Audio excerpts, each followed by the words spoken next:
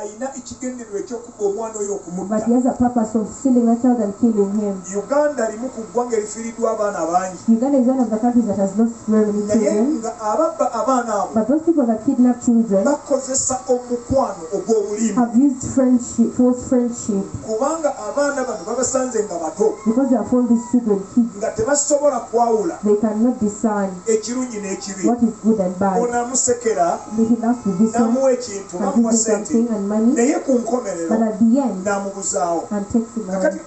tusabe ekisa kya Katonda Let us pray for the grace of bwe God tumala okulokolebwa after being saved, tusobole okubeera nga buli muntu that we might be each and every one of us akula grow mu kutegeera kitaffe ow'omu ggulu to understanding our Heavenly Father n'obusika bwo obuli mu Yesu Kristo. and inheritance that is in Christ Jesus. Endagaano yo n'eyange Your covenant and mine, etaliggwawo that everlasting covenant, esangibwa mu Yesu Kristo. is found in Christ Jesus. Wabweru wa Yesu Kristo Outside Christ Jesus, tolinayo kintu kirungi kyonna. you'll find nothing good. Ebintu ebirungi byonna All the good things obisanga mu Yesu are Kristo. found in Christ Jesus. Weekuumire mu Yesu, Take hold of yourself in Christ obulamu bwo Jesus. bujja kubeera bulungi. Your life will be better. Sanyukiranga bulijjo Rejoice every day. era nkusaba ebintu bino bisatu mu And I kaseera pray kano obitwale ng'ekikulu. Take these three things important. Ekisooka mu kukula kwo First, in your growing, okuva mu ddaala ery'obuddu from coming from the slavery okuyingira mu ddaala ery'okukula. to entering into maturity, Ekintu ekisookera ddala what you first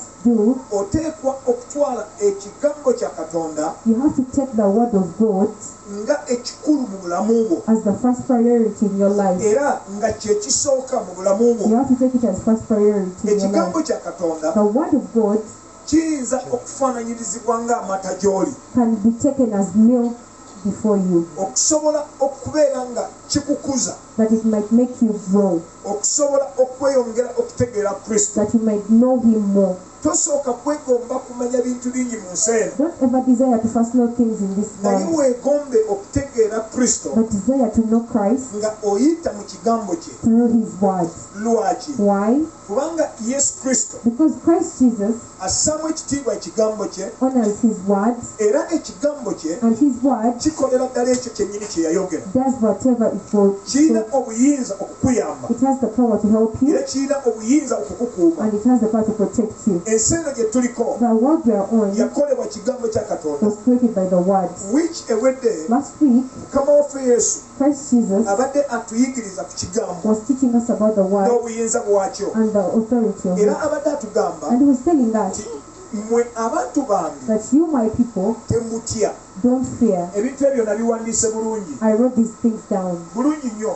very well. Njagala nnyo okuwandiika I love writing ebintu bye ndabye eby'omugaso. the things that I've seen that are important. Naga mmwe abantu And He bange said, you, my people, tekibeetaagisa kutya, there is no need of you fearing. wadde nga mulaba obubi obuyita mu nsi, Although you see sin wadde going nga on, muwulira entalo, although you see battles wadde nga going on, muwulira emitawaana, although you see troubles going on, temwetaaga kutya, there is no need of you being kubanga ekigambo kyange because my word kyayogera ku bintu ebyo bye mulaba ne bye muwulira. spoke of the things you see and hear. Naye mwekuume ekigambo kyange But take hold of my word, kisobole okubeera nga kikuumiddwa munda mu mitima that it gyammwe, might be kept in your hearts, kubanga ekigambo kyange because my word kye kigenda okubakuuma is done to mu protect you kaseera konna ak'obutawaana. in all the troubled times. Kubikkulirwa 3:10 Revelation 3:10. ekigambo kya Mukama akyogerako atya? The Bible, what does it say? Kubanga nkugambye Because I told you, onooba onoova mu ngeri y'obuddu, if you're coming out of slavery, olina okubeera n'ebintu bino bisatu, you have to have these three things. olina okubitwala You ng'ekikulu. have to take them as important. Ekimu ku kyo kye kigambo kya Katonda, One of it is the word of God. kubanga ekigambo kya Katonda Because the word of God, kikuzaala, it gives back to you. kikuzaala. It gives back to you. Nja kukuwa ekyawandiikibwa ekyo, nja kunzijukiza. I'll give you that scripture, remind me. Awo tusomere ndowooza watuuse dda. Okubikulirwa 3 olugero lwa 10. Kubanga weekuuma ekigambo eky'okugumiikiriza kwange, era nange ndikukuuma obutayingira mu kiseera eky'okukemebwa ekigenda okujja ku nsi zonna. muwulidde abooluganda, kubanga wakwata ekigambo Because kyange, you have taken hold of my word, wanyweza ekigambo kyange, you have taken hold of my word, walowooza ku kigambo you kyange, meditated upon my word. kubanga wakuuma ekigambo kyange, Because you kept my word, nange ndikukuuma I'll also keep mu you kaseera akagenda okujja ku nsi akabi. in times to come that will be terrible. Ekigambo kya Katonda It kino means that the word of God kigenda kukuuma, will keep you, kigenda kukuyamba. protect you, and help you. Y'ensonga lwaki tugambibwa That is why we are told mu kitabo kya Yokaana Enjiri in the Gospel of John, essuula emu chapter 1, olunyiri lwa 13 verse 13 n'olwe14. and 14. Yokaana Enjiri John chapter 1, soma Olungereza. John chapter 1, 13 and 14. Who were born not of blood, or of the will of the flesh, nor of the will of man, but of God. And the word became flesh and dwelt among us, and we have seen his glory, glory as the only Son of the Father, full of grace and truth. Nkulaga ekigambo amakulu gaakyo. I'm showing you the importance of the word. Abataazaalibwa musaayi newankubadde okwagala kw'omubiri. Bannaffe bano abalokose olwaleero era nga naffe bwe twalokoka, Brothers that have confessed Jesus as we also confess, era abaatudde olwaleero nga naffe bwe twayatula, those who confess as we also confess, okuyitira mu Kristo Yesu through Christ Jesus, bazaaliddwa they are reborn olwaleero luno, today. bafuuse abazaaliddwa. They are reborn. Era njagala nnyo And I desire so mu much, bwangu obw'ekitalo omuntu yenna ali wano nga tonaba kubatizibwa mu mazzi amangi, before you're baptized mu mazzi amangi, in deep water, kikwetagisa okukikolako you amangu, have to do it kubanga slowly, kigoberera na kino kye tukoze olwaleero. because it follows what you have done Kakati today. batunyonyola nti abantu bano tebaazaalibwa na mubiri na musaayi. That they weren't born with blood and flesh. Ka batuddileko olunyiri lw'13. Let them repeat the verse. 13. Abataazaalibwa musaayi newankubadde okwagala kw'omubiri newankubadde okwagala kw'omuntu, Webale nnyo. naye abaazaalibwa Katonda. Abaazaalibwa Katonda. Who were born of Katonda God. akuzaala atya? God, Akuzaala ng'ayitira mu Kristo, God gives back to you through Christ Jesus, okusinziira ku kigambo kye. through his word. Okitegedde bulungi. Osoma ne lw'12. Verse 12. 12. Naye bonna abaamusembeza Kwekyo kino kye tukoze. This is what we did. Bannaffe bano abawala babiri kye bakoze. The two ladies, what they did. Bonna abaamusembeza Those Kristo who received him, baakola batya? yabawa obuyinza okufuuka abaana ba Katonda. Yabawa obuyinza. he gave them the authority. Kyabadde ayigirizaako. That is what he was teaching about. Ofunye obuyinza You're given the right okubeera omwana wa to Katonda. become a child of God. Njagala okutegeeza oluganda. Now I want to tell you Kyebagamba nti ekigambo kiri kyali batugambako kigazi ate kiwanvu. what the word they were telling us was right. Omuntu bw'aba nga amanyi obuyinza bw'ayina, If you know the power that you have, tajja kulimbibwa. that person won't be deceived. Mulaba ebintu wano ebigenda mu maaso mu There Uganda. are things going on around in Mazima waliwo Uganda. ebika by'amaziga. There are things that make you cry. N'olaba abantu nga bagenda eri omusumba You go, people go to the pastor, ng'abambula engoye, he undresses them abayiira soda, and pours soda on ogula them. soda cupa 2, You buy 2 bottles of ne soda bakuyiira soda ofune emikisa. and they pour soda on you so that you might get Ate blessings. soda ozigula mu kantini ye ku kanisa mwe muli And you omukisa. have to buy that soda in his canteen. N'atunda soda buli lwa Sande okumala Sande yonna abantu 10 na 10 nga And he bagula soda. sells soda daily on Sunday. Obwo bwonna ojja kubusanga bwe butamanya. That is not Ojja wrong. kusanga bannaffe abamu You find our nga brethren, bakutte obudomola bw'amazzi, they get jerrycans of basinga water layini okuva wano mpaka kuli. and they're on a queue from here to there. Okusinziira ku kidomola kyo n'erita zaakyo ze ssente z'osasulayo. According to the jerrycan, you have that's the money you pay. Ebyo byonna bisinziira ku muntu obutamanya buyinza. That is not knowing the authority. Olunyiriri olwo lwanyamba nnyo nze nga naakalokoka. This scripture helped me when I had good book. Nasoma ngaawo Bayibuli ne mpulira muli nga nzimba. I read the Bible and I felt strengthened. Ne ntambula abavubuka bamu ne bamubuuza, And some youth used to ask me, otambula ng'omugagga you olina walk as kaki? if you're rich, what do you Ne call bagamba yourself? nze ndi mwana wa I Katonda. told them I'm a child of God. Balina bajerega ne bakati gwe yakuzaalira And they wafaana said, why did n'amayindo he bwe back gati. it to you? Ne bagamba nkamba bikulire mbalage And I wa. said, let me open the scripture for you. Saayinanga kuyomba nnyo. I never quarreled with them. Ojja kusanga abantu abakujerega. You find people Naye are kyampanga people, okuzimba. but I felt Ndi mwana wa boldness. I'm Katonda. a child of Nze God. bwe mulaba ndi mwana wa Me, Katonda. I'm a child of God. Nga mpulira obuyinza I felt the authority, ate nga kimpa essanyu. and it gave me joy. Bonna abamusembeza All those that brought him yabawa home, he obuyinza gave them the right okufuuka to become abaana children aba Katonda of God. abataazaalibwa mubiri That weren't born born of flesh, newankubadde omusaayi no blood, wadde okwagala kw'omuntu or man, naye abazaalibwa katonda but of God. ekitiibwa kiddire mukama waffe Glory goes back to lwaki God. tokubira kristo Why don't you clap for God? ekigambo kya katonda Now, the word of God kyongera okuwa obuyinza continues to give you authority okukulaga bw'onooba ng'omaze okuzaalibwa that after being reborn, ensi eno egenda kuyuuga this world will shake you. embeera z'ensi zigenda kuyuuga The things of the world will wave and shake. ebintu bigenda kubeera nga si byangu nnyo mu mawanga gonna Things won't be easy around naye the world. olwokubanga tuli mu kristo But because we're in Christ, tuli mu kigambo kya katonda we're in His word, tujja kusobola okubireka kubanga mukama waffe tuli naye ajja kutuyamba we okubiyita shall overcome because Christ Jesus will be with us. era kyenva mbagamba That's why I tell you, tetunuulira n'empewo eneyita mu uganda don't look at the storms that are passing tunuulira over. kigambo kya Look katonda at the word of God. kifumiitiriveeko Meditate upon it. kyesigameko Lean on it. kirowoolezeemu Think of it. nsaba nnyo mubeere abantu I pray that you become people. gezezaako okukozesa obudde I've tried to use time okubanga noonya engeri abantu gye balina okuyitikamu ekigambo kya katonda to see how people can learn the word of God. nina obutabo bwange bwe nnyina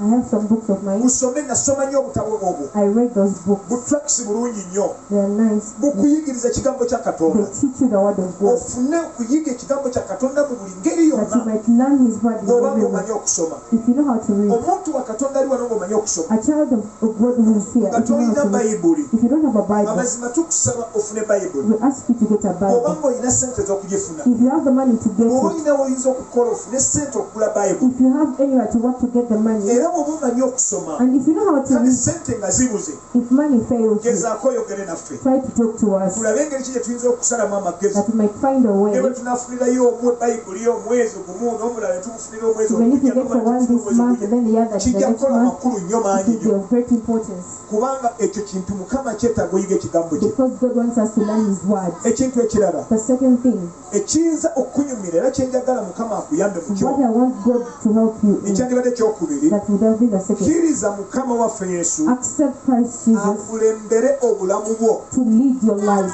abantu bangi oluvannyuma lw'okulokolebwa Many people, after being saved n'okukkiriza kristo and accepting Christ, ate abalala others, tebakkiriza mukama waffe they kubakulembera don't accept Christ to lead mujjukire them. ebintu ebifaanako bwe biti Remember such things.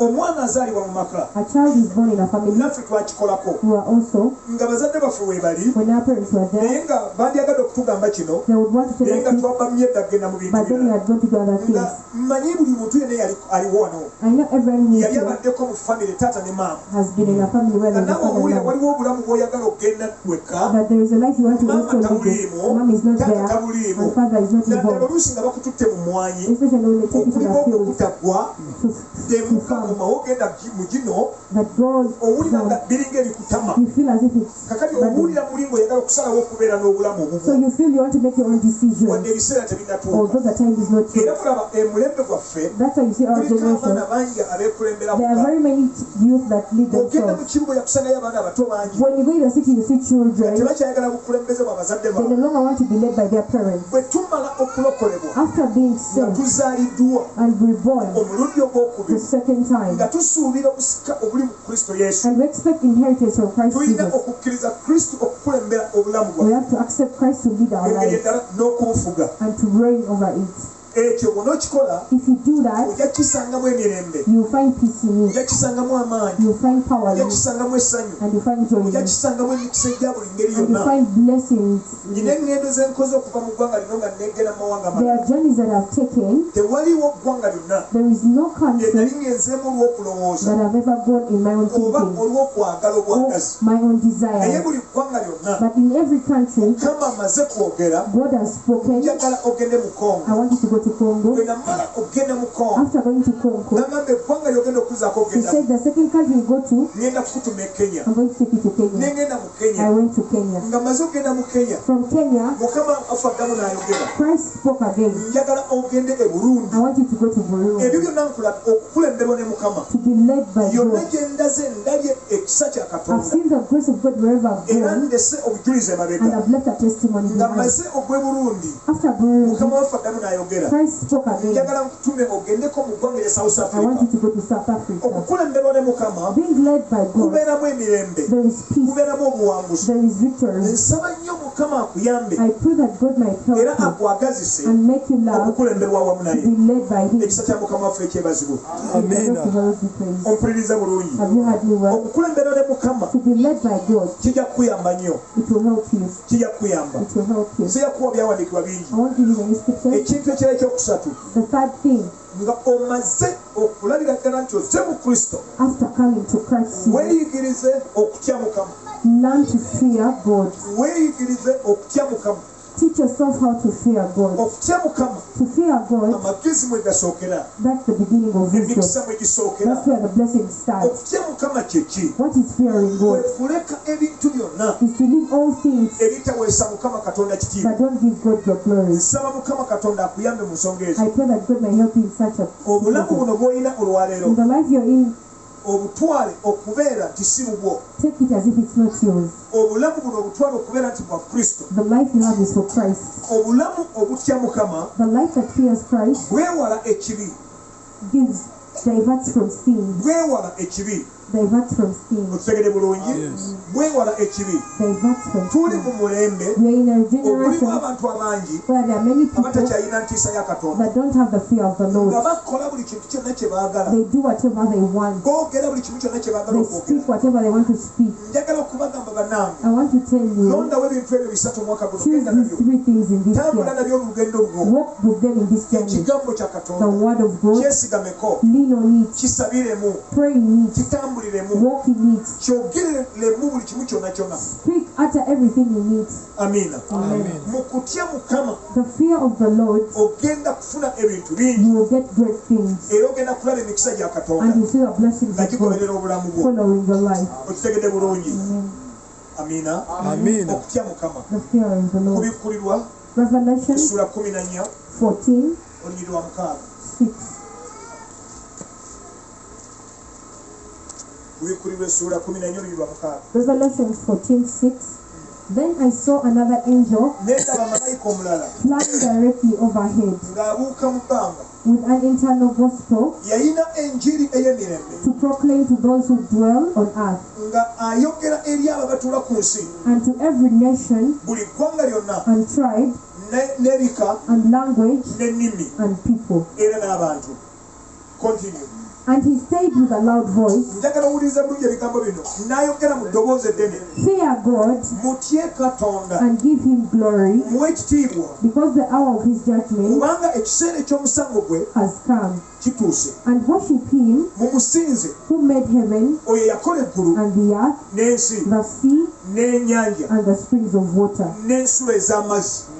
Ebyo obwo bwe bubaka obusembayo. That is the last message. N'endaba malayika ng'abuuka mu I bbanga, saw an angel flying. yalina enjiri ey'emirembe He had the gospel of peace, ng'ategeeza abatuula ku nsi, proclaiming those on earth, ebika byonna, all the tribes, amawanga gonna, clans, nations, abantu bonna, all people. n'abagamba bw'ati, And he said to them, mutye Mukama, fear God, mutye Mukama. fear God. Ekitiibwa kiddire Mukama waffe Yesu. Glory goes back to God. Okutya Mukama, To fear God, tetulina ngeri gye tuyinza kuyiga kutya Mukama there is no way we can learn to fear God okuggyako nga tuyingidde mu Yesu Kristo. unless we enter in Christ Era Jesus. bwe tubeera mu Yesu Kristo, When we enter in Christ Jesus, omulimu omukulu Mukama waffe Yesu gw'akola the great work God does kwe kutuyigiriza okutya Mukama is to teach us to fear nga God twewala ebintu byonna as we divert ourselves from ebirwanagana n'ekigambo kye things that fight with His munda mu word bulamu in bwaffe. our hearts. Mu kutya Mukama In fearing God, mulimu okuguma omwoyo there is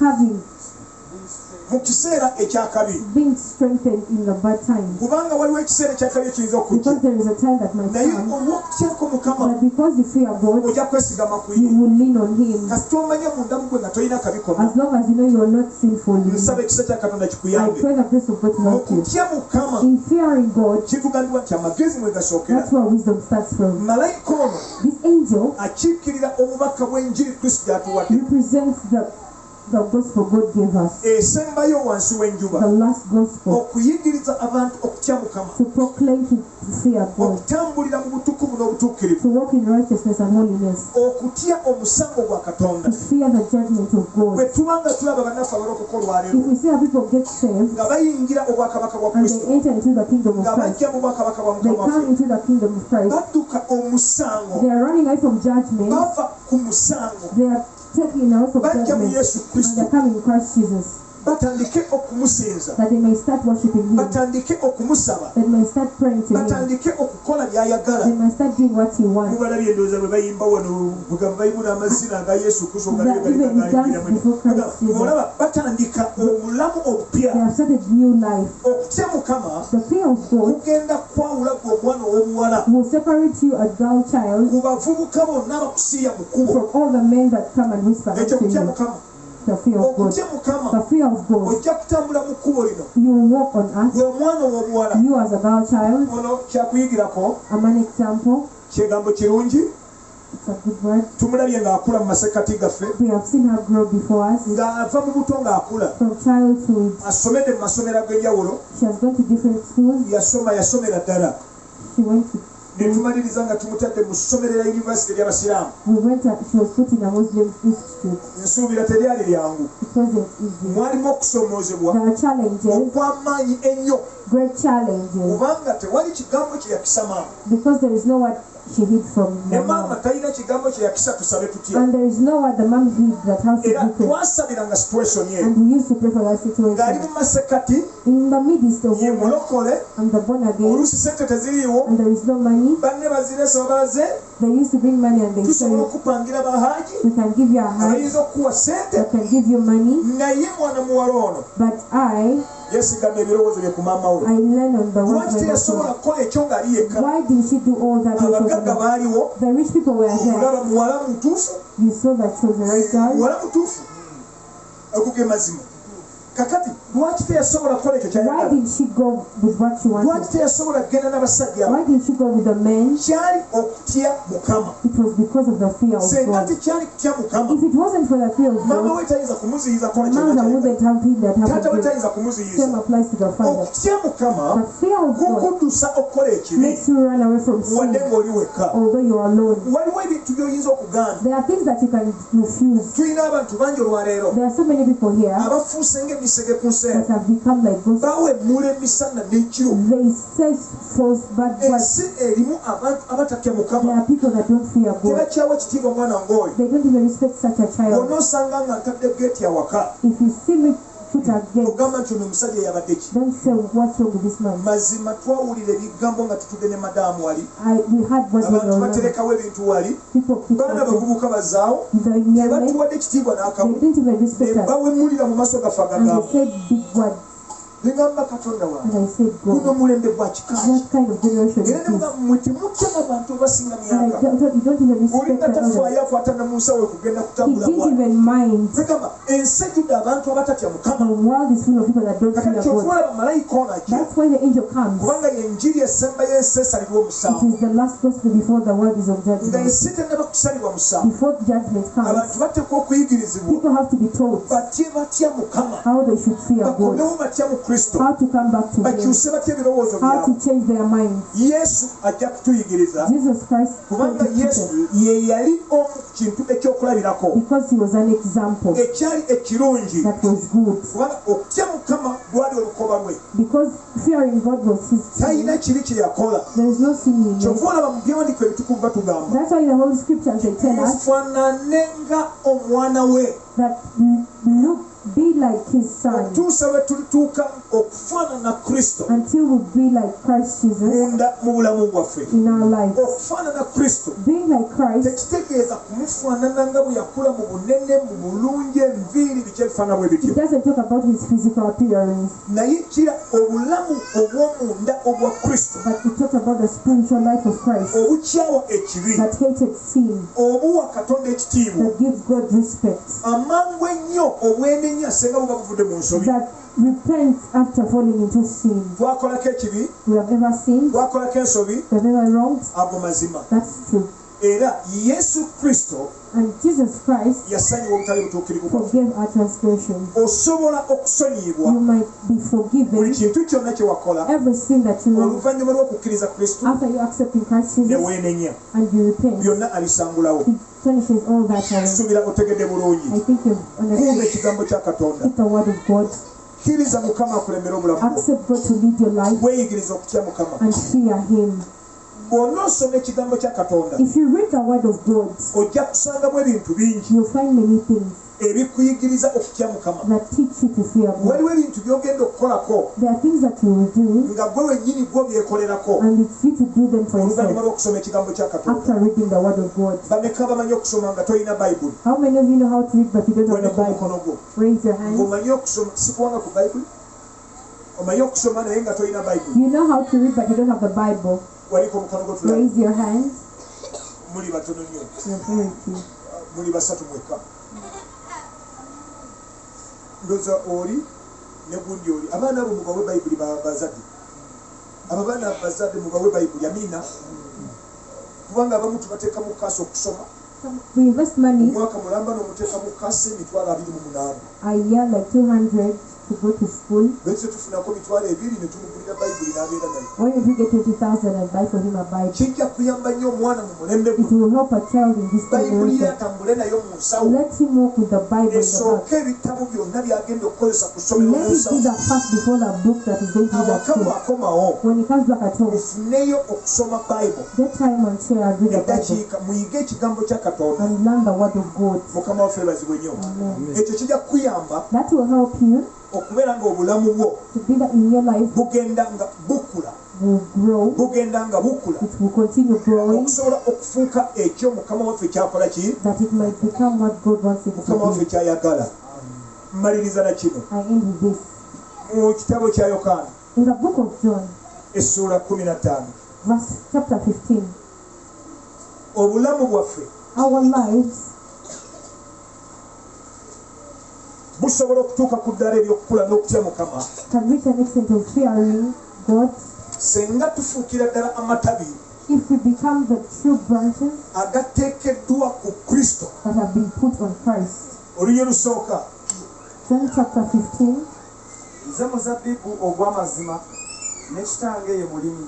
wano Yesu Kristo asomesa ebigambo ebyangu okutegeera. Jesus is teaching words that are easy to understand. Ayimiridde mu bayigirizwa be He has stood before his ne disciples mu abo abamuwuliriza and those listening to him, n'ajja n'ayimirira wakati waabwe and he stands in the midst them, n'abagamba bw'ati, and he tells them, nze muzabbibu I am the true vine, ogw'amazima. the true vine. Omuzabbibu omuti gwe yayogerako The true vine that we're speaking of gulimu ebintu bingi ebikolebwa. has so many things that are made out of it. Gulimu ebintu bingi There ebikolebwa. are things that are made out of it. Kirime ekyalimwanga mu ggwanga erya Isirayiri It is a plant that was in Israel. kyayagalwa nnyo, It was desired a lot. kivaamu enkulaakulana. It comes out so many things. Abakirima bakiteekako obudde bungi. Those that have it take Wabeeramu time on it. obudde obw'okusalira They ekimera tend ekyo. to plow Omuti ogwo omuzabbibu that vine mulungi nnyo okusinziira ku byafaayo. according to the history. It's so Abamu good. bagamba nti gulina amafuta agagavaamu, They say it has some gulina oil that comes from obuwoowo obuguvaamu. a scent that comes out of it. Yesu Mukama waffe So that Jesus Christ was telling us, ajja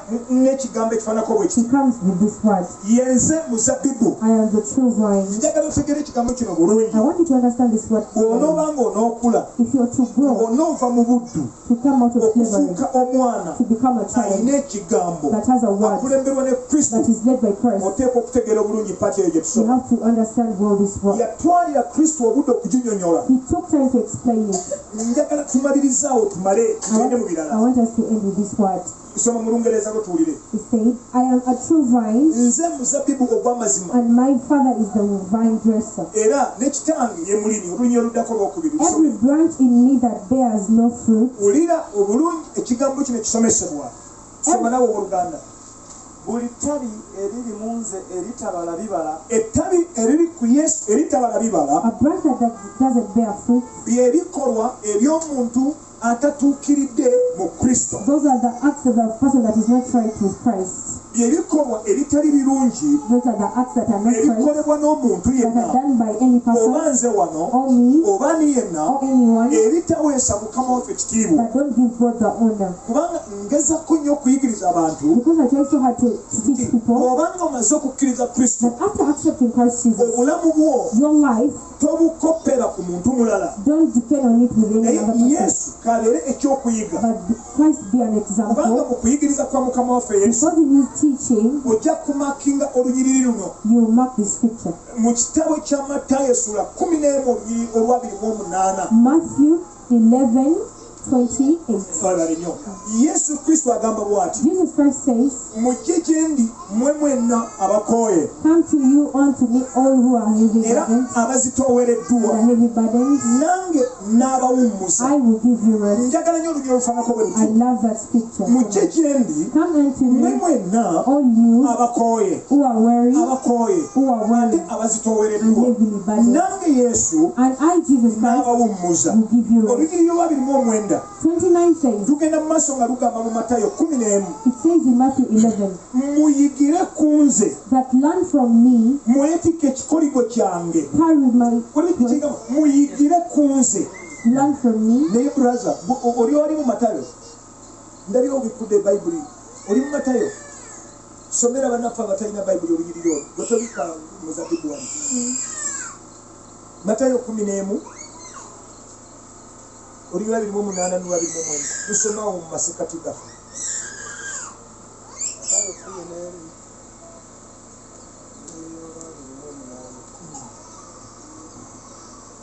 mujje gye ndi mmwe mwenna abakooye era abazitoowereddwa, Abakooye ate abazitoowereddwa, nange n'abawummuza.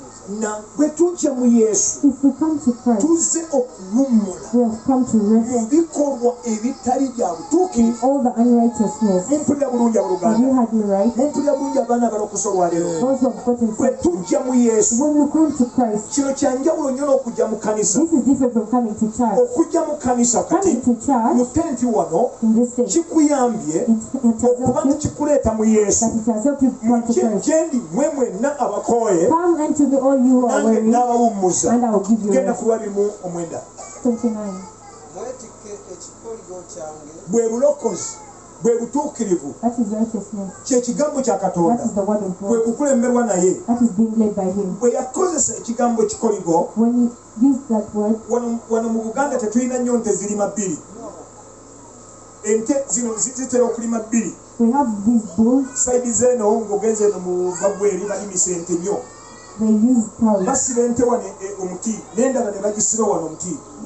Ne bazisiba nga bbiri. They use 2 cows. Teziina bwe zikyuka bulungi. There is no way they can Kati change. ziina okukubwa eno kibooko So they have to be first okusobola okusika enkumbi zino. in order to pull, Ne zirima mpaka eno and n'eri. they might dig Ekyo their kye hole. bayita ekikoligo. That is what they call the yoke. Tezisobola kukyejjamu. You cannot get out of it. Teziina buyinza obwo. There is no need. Kati Yesu bw'agamba So when Jesus said mwetike ekikoligo kyange, that carry my yoke, bwe mumala okuyingira mu nze, that after entering in me, temunnejjamu, don't get out of me. temuddayo gye muva, Don't go back where you came from. mukkirize nkulembere obulamu bwammwe. Accept me to lead your life. Malayo oluyiri olwo.